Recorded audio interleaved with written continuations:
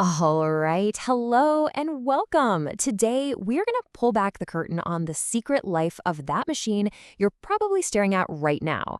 Yep, in this explainer, we're doing a full, kind of hilarious anatomy lesson on the computer. No, seriously, have you ever just looked at your computer when it's, I don't know, chugging along or making some weird whirring noise, and you just think, what is wrong with you? Well, what if the answer is nothing? What if it's just acting, well, human? So, let's do it. Let's put our lab coats on and treat this thing like a biological specimen. We're going to take a tour of its funny anatomy, from its brain all the way down to its lungs. Okay, our first stop on this little tour is the cognitive center. You know, the parts that do all the thinking and remembering. And trust me, computers definitely have their own memory issues. First up, we've got the Central Processing Unit, the CPU. This is the undisputed brain of the whole operation, but it's a very particular kind of brain. And what a brain it is. I mean, it thinks at absolutely ridiculous speeds, but it's also a little high-strung.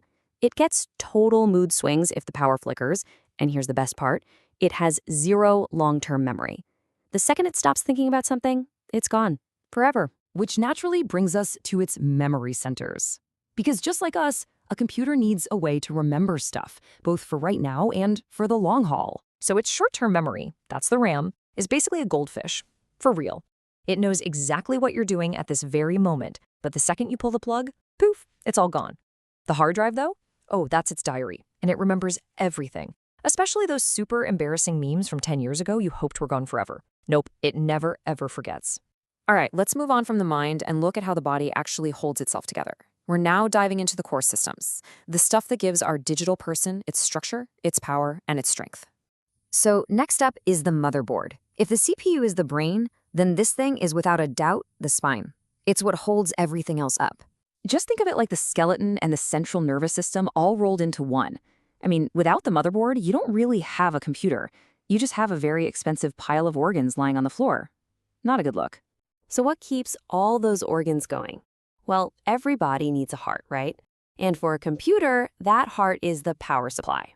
Now, instead of pumping blood, it pumps that sweet, life-giving electricity to every single part. And here's the thing, when this heart stops, the whole system doesn't just turn off, it faints.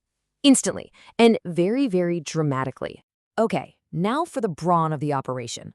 Let's meet the GPU, the graphics processing unit. This is the computer's muscle. This is what does all the heavy lifting. And I do mean heavy lifting. The GPU is what lets the computer draw those beautiful images, render crazy videos, and of course, run your favorite games. And like any true musclehead, sometimes it just likes to show off, flex a little by mining some crypto on the side. So all that thinking and all that flexing, well, it generates a ton of heat. And to keep from, melting, our computer needs to breathe.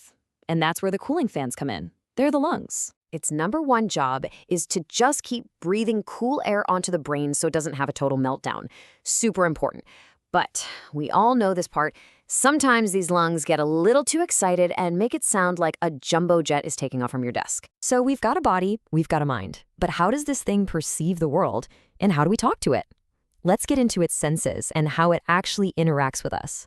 First step, the monitor. These are the eyes of the machine. It's how it shows us everything that's going on inside that digital brain of its. It's our window into its world. But let's be real. These aren't just pacifies. Sometimes, late at night, like 3 a.m., they just stare back at you with a little bit of judgment and ask that question we all know and love. Are you still watching? Yes, computer. Yes, I am. Thank you. So how do we talk back to it? Well, we don't really talk. We poke it. The keyboard and the mouse are basically the computer's hands, or at least they're how we interact with it. When you really stop and think about it, our whole sophisticated relationship with this machine comes down to this. We just slop a bunch of letters around and poke at things with a cursor until the thing we want finally decides to open. It's pretty primitive, isn't it? And finally, we've reached the thing that gives our computer its unique character. It's not just a collection of organs. It has a soul. It has a personality. And that personality is its operating system. And wow, do they have personalities. If your computer's running Windows, it's kind of like that one friend who completely forgets what you're in the middle of to ask for an update, right during your huge presentation, of course. A Mac OS? Oh, that's the super cool minimalist friend sipping a $5 coffee and just silently judging your choice of fonts. And Linux? Well, that's a straight-up wizard in a basement demanding you learn ancient commands, just to open a file. So, when you put it all together, what do you get? A computer is basically a human. It's got a brain that never ever sleeps, a memory that's, well, let's just say it's not perfect, and a fan that will not stop complaining about being overworked. Sound familiar to anyone? So, from now on, when your machine decides to freeze, or the fan starts screaming, or you get that update notification at the worst possible time, just pause for a second and ask yourself which part of its bizarre, hilarious, and very human personality is it showing off right now?